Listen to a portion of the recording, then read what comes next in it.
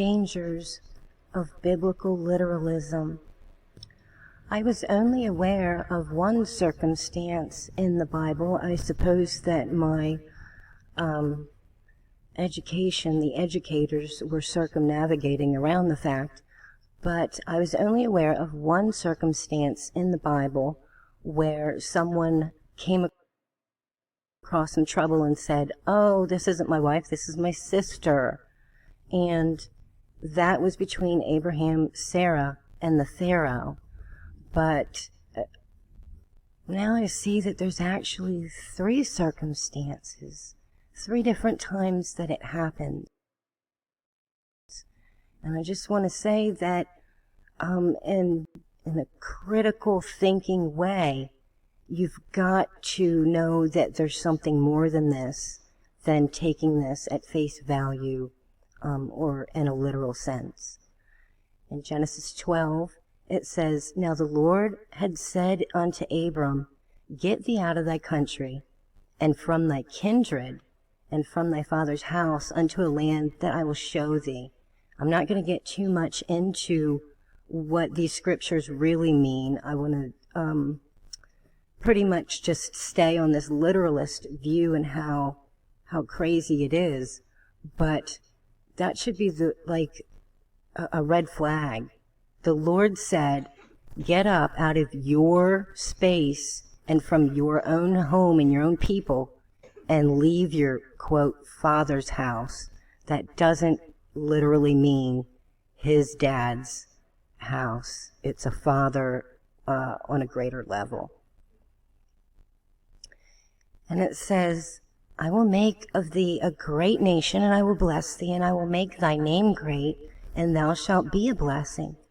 And I will bless them that bless you, and I will curse them that curse you."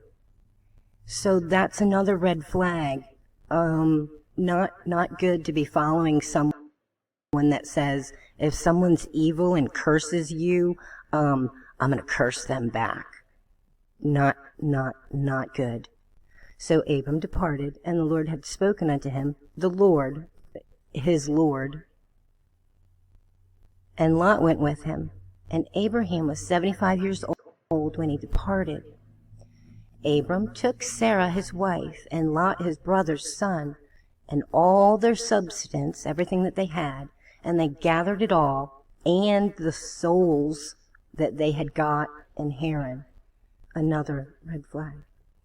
And they went forth to go into the land of Canaan, and into the land of Canaan they came. And Abram passed through the land unto the place of Shittim, and unto the place of Morah, and the Canaanite was then in the land. And the Lord appeared to Abram, and he said, Unto thy seed will I give you this land, these other people's land. And there builded up he an altar unto the Lord. He made himself a stone idol to worship unto his Lord. And he removed from thence unto a mountain on the east of Bethel, and pitched his tent, having Bethel in the west, and Hai on the east. And there he builded up an altar unto the Lord, and he called upon the name of his Lord. And Abram journeyed, going on still southward. Again, another red flag. There was, in the beginning, it says, there was a famine in the land, a famine, meaning esoterically, knowledge was not, they were all in darkness.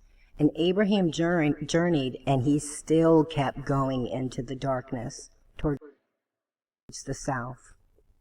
And there was a famine in the land, and he went down into Egypt, and he sojourned there. And the famine was grievous all throughout the land. It came to pass that when he came near to enter Egypt, he said unto Sarah his wife, Behold, I know that thou art a fair or beautiful woman to look upon. Therefore it shall come to pass that when these Egyptians see you, they're going to say, This is his wife, and they'll want to kill me, but they will save you. Say, I pray thee, that you are my sister, so that it may be well for my sake. Who knows what's going to happen to her later on, whatever. But just do this for his sake, so that his soul shall live, no matter what happens to her. And it came to pass that when Abram was come into Egypt, the Egyptians beheld the woman, and she was very beautiful. The princes, also the Pharaoh, saw her, and commended her before the Pharaoh. And the woman was taken into the Pharaoh's house. And he entreated Abram well because of her. And he had sheep given to him, and oxen given to him, and he-asses given to him, men servants, maid servants, she-asses, and camels. That is a whole bunch of, it sounds like it's good stuff in a physical manner, but it's actually, those are kind of curses. So, at any rate, because of her sake, he got a whole bunch of fleshly, earthly wealth. And the Lord plagued Pharaoh and his house with great plagues because of Sarah, Abram's wife. Oh, what? And Pharaoh called Abram and said, "What is this that you did to me? Why did you not tell me that she was your wife? Why did you lie? And why did you say she's my sister? So I might have taken her to be my wife. Now therefore, behold thy wife, you take her and go away." And Pharaoh commanded his men concerning him, and they sent him away, and his wife, and everything that he came with.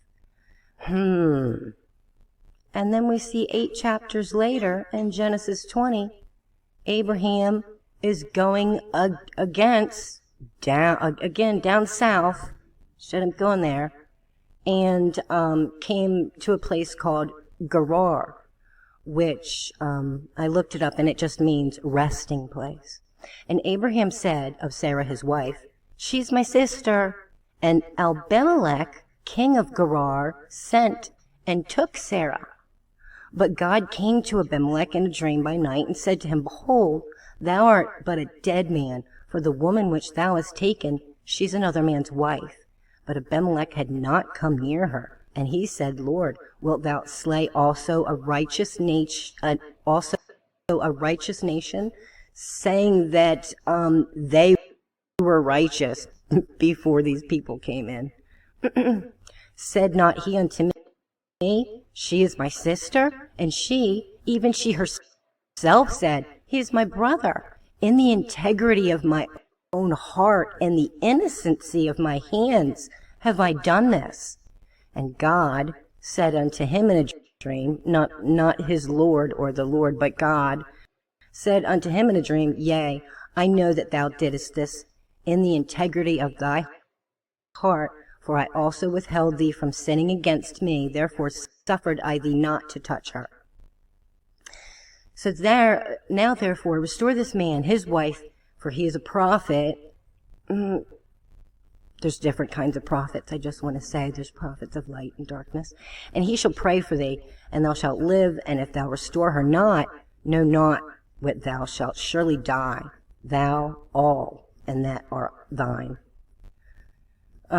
He got up early in the morning, and he called all of his servants and told them all of those things, and they were very afraid. And then Abimelech called Abraham and said to him, "What did you do to me? Why did you lie to me?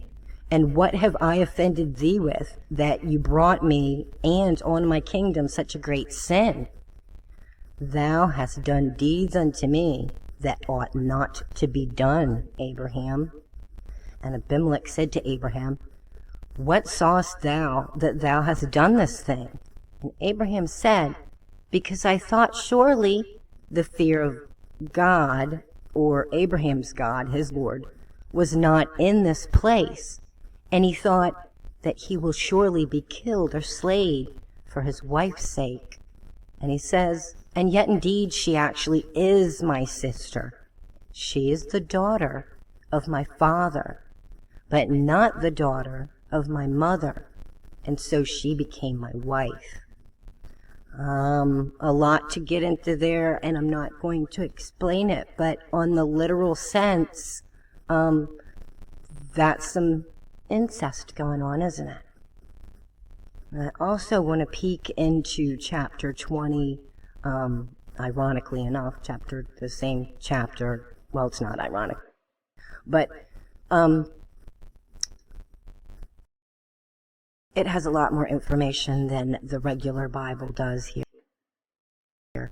The book of Jasher, chapter 20, at the time Abraham journeyed and went down, it was the 25th year of his being in the land of Canaan, and it was the 100th year of the life of Abraham. When they entered the land, he said to Sarah, "Say that thou art my sister." Same story, Abraham, Abimelech, beautiful, blah.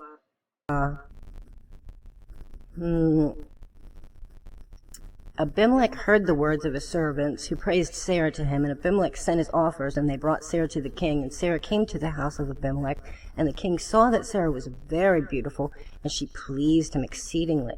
And he approached her and said, "What is that man thee with whom you came with into our land?" And Sarah answered and said, "He's my brother, and we came from the land of Canaan to dwell wherever we could find a place." Just going to and fro, back and forth. And Abimelech said to Sarah, "Behold, my land is before thee. If you can place your brother on any part of my land that pleases you, and it'll be our duty to exalt him and praise him and to elevate him above all of the people of the land, since he is thy brother," his kinfolk.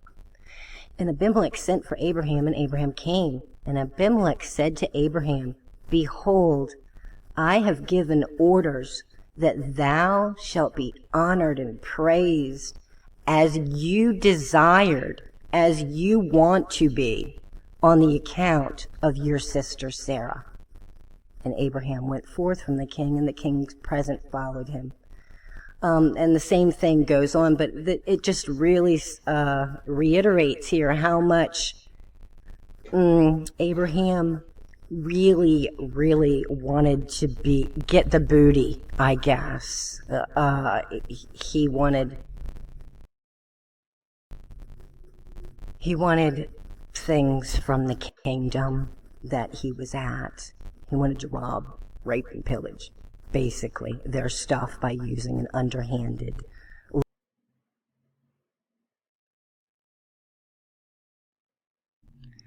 And shocked to his eye to see that just a few chapters later, the same exact thing happens again, but not Abraham, but with his son Isaac. It's like the same trick played 3 times. And there was a famine in the land again, besides that first famine that was in the days of Abraham. But of course it says that there was a famine for both, I believe. At any rate, there was a famine in the land, besides the first famine that was in the days of Abraham. And Isaac went to Abimelech, king of the Philistines, unto Gerar. And the Lord appeared to him and said, "Go, not down to Egypt. Dwell in the land which I shall tell thee of. Go to this land, and I will be with thee, and I'll bless thee, for unto thee and your seed I will give all the countries. I'll give it all, you can have it all. And I will perform the oath which I swear unto Abraham the father, your father, to bless those that bless thee, and curse thee that curse thee. And I'll make my seed to multiply the stars of heaven, and will give unto thee the seed of all these countries, and in the seed shall be all the nations of the earth be blessed. Because that Abraham obeyed my voice, and kept my charge, and my commandments, and my statutes, and my laws. So Isaac dwelt in Gerar. And the men of the place asked him of his wife. And he said, just like his daddy did twice before, "She's my sister."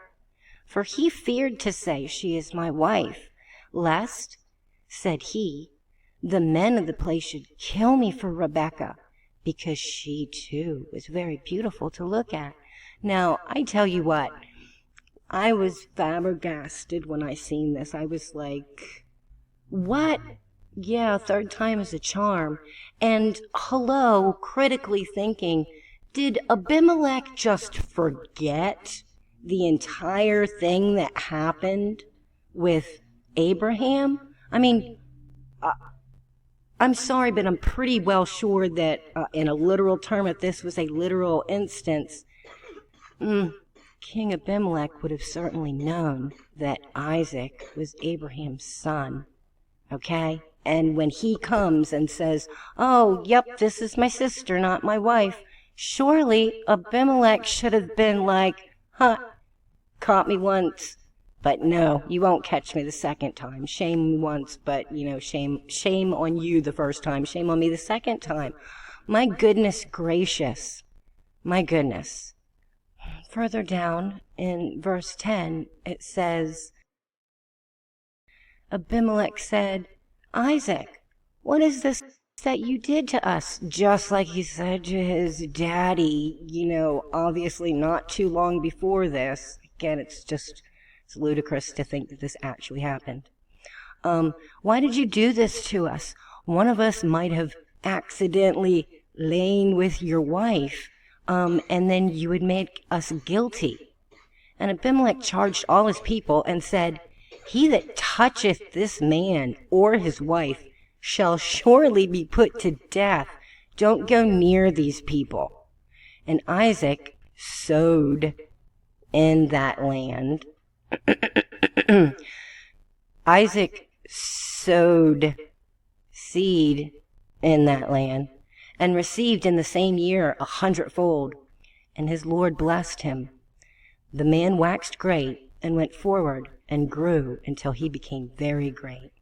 And then he had possessions of flocks, of herds, great storehouses of servants, and the Philistines envied and were jealous of him. For all the wells which Isaac's father Abraham had digged, the Philistines had stopped them up and filled them with earth, which in my opinion to this is actually a good thing. What all three stories and the characters have in common, besides it was the same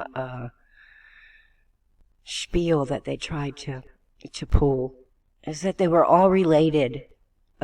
All of these people are related. This is a big, and if you're going to look at it in a literal sense and say these are literal people, they are so full of incest, it's thick with it.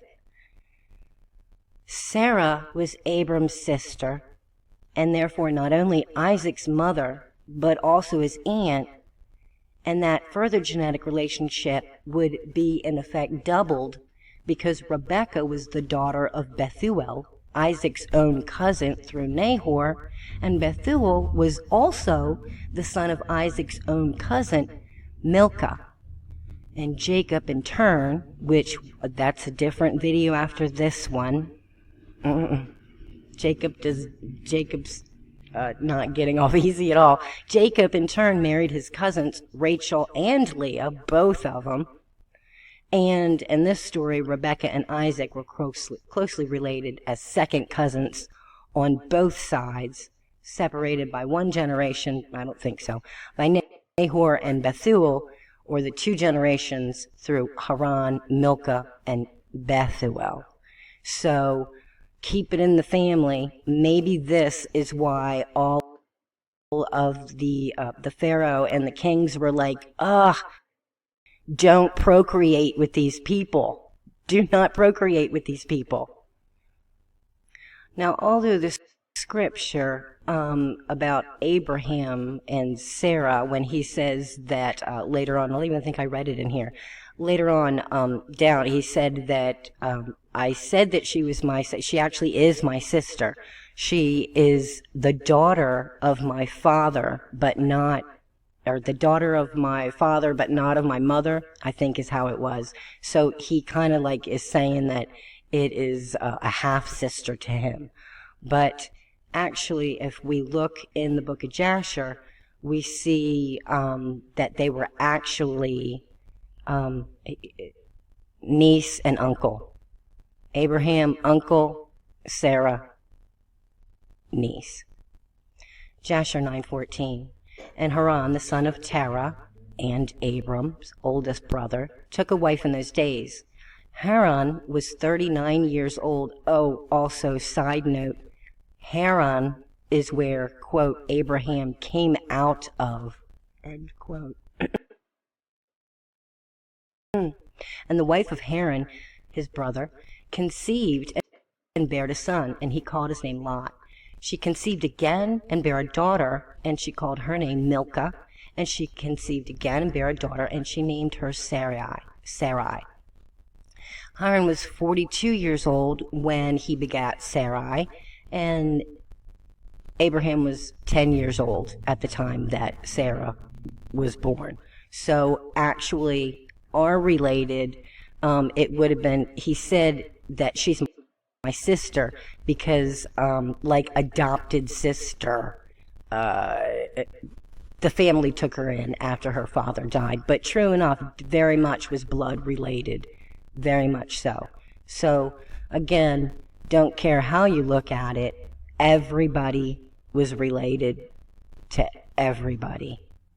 So, if we are to take this, these scriptures and these stories as literal, it makes these patriarchs liars, very, very cowardice, because they just kept saying, Abraham and Isaac, I was afraid. I didn't want to die. So they were very cowardice. Liars, cowards, oh my goodness, major pimps, pimping out their wives' quote beauty so that they could then receive booty. Pimps, liars, cowards, and pimps prostituting out their own wives. It also makes them faithless. They had no faith in their, quote, Lord that they were following, or else they would have just told the truth and knew that they had the power behind them, correct? So, no, they were lukewarm. In a literal sense, if that's how you want to look at it, these patriarchs were liars, cowards, pimps, faithless, and huge proponents of incest. Why? In a literal sense, because keep it in the family. Mo money, mo money, mo money. Mo land, mo money. So basically, biblical literalism is following the false light. You're in darkness. You're in the false light that's proclaiming that it is the light, when actually it's just a dark reflection of it. Break out of biblical literalism. When I was a child, I spoke like a child. I understood as a child. I thought as a child.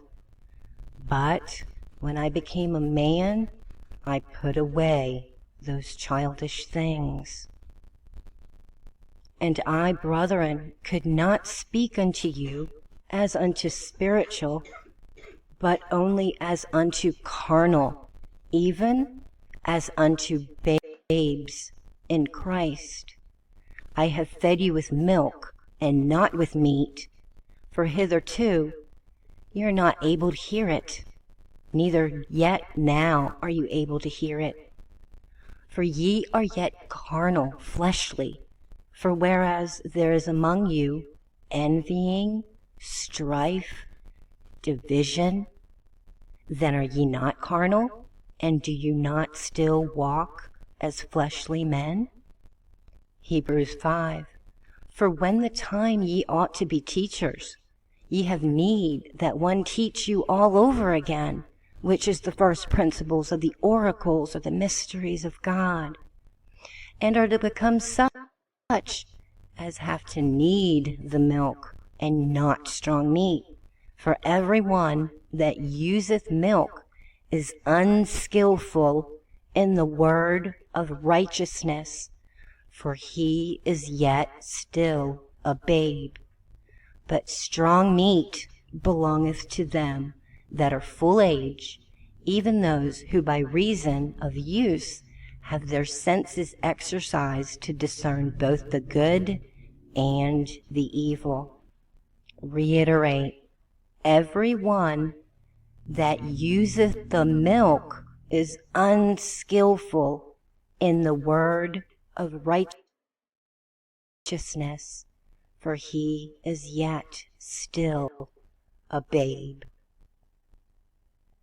And woe unto them that are with child, and to them that give suck in these days. Yes, woe to them who drink just the milk and don't go on to eat solid foods, and don't leave the childish interpretations and stories and beliefs behind. That's it, you guys. I wish you all lots of love, lots of light, and lots of healing.